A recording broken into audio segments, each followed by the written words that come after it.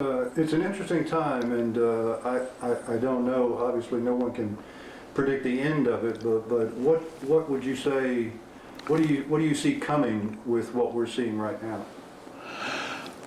Well, with what we're seeing right now, what I see coming is the possibility of deep, systemic, long-lasting change, because with the LGBTQ situation, we saw a very rapid change, especially among young people.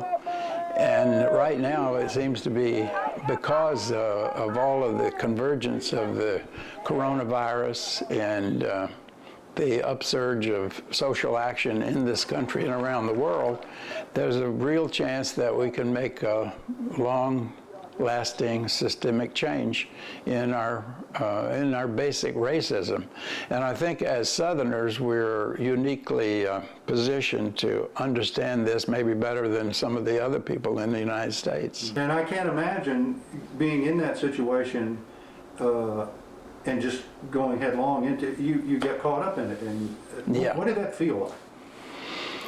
Well, one of the things that we did, and first of all, let me give some credit and some kudos to the press, because many times the press was the best protection that we had.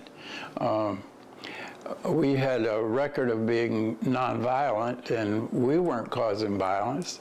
And many times the mobs would attack the press before they would get to us. So many of the people that we worked with closely in the press, they became kind of comrades in arms. And it was amazing. But we had a different mission in the early days of SNCC, the Student Nonviolent Coordinating Committee. And almost nobody worked with SNCC that wasn't prepared to die. So that's my experience with the Freedom Rides. I was involved in the first Freedom Ride and the last official Freedom Ride.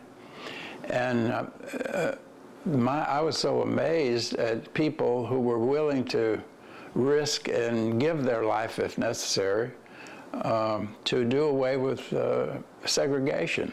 Dad had been a member of the Ku Klux Klan, and his father was a member of the Ku Klux Klan.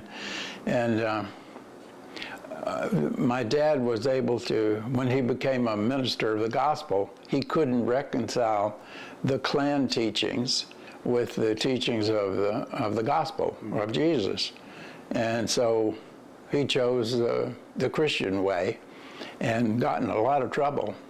He had served a church in Mobile, and he was working with a lot of other ministers I know, particularly in the Methodist Church, and I know it happened in all of the churches in Alabama, that they had to step forward, and many of them had crosses burned in their yards, and a whole lot of ministers from Alabama had to leave the state and go to northern states to carry on their ministry. Well, hopefully we will be able to get the movie into theaters sometime in the fall when theaters start functioning again. And no, they won't get the full story, but hopefully what they will, one of my roles in SNCC, I guess, was because I was a campus traveler, I was involved in almost all of the major campaigns of SNCC.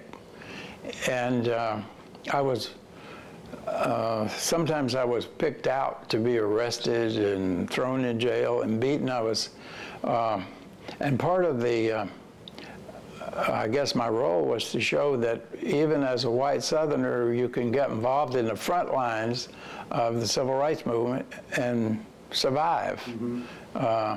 So the movie is well done. Executive producer Spike Lee, director Barry Alexander Brown from Montgomery, Alabama.